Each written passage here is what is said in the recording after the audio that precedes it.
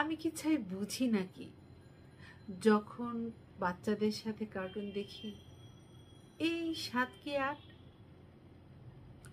যখন গানের তালে নাচতে থাকি একেবারে 16, আর যখন কারো পাশে বসে তার ব্যথাগুলো আঙুল দিয়ে রিপু করি তখন 5 কুড়ি তো হবেই। আর যখন কাক চড়াই ওদের সাথে গল্প জুড়ি, ওদের বয়সী হয়ে যায়। বয়স দিয়ে হবেটা কি? ওটা তো সংখ্যা ছাড়া আর কিছু নয়। সূর্যের আলোর কি বয়স হয়, বা নদীর জলের?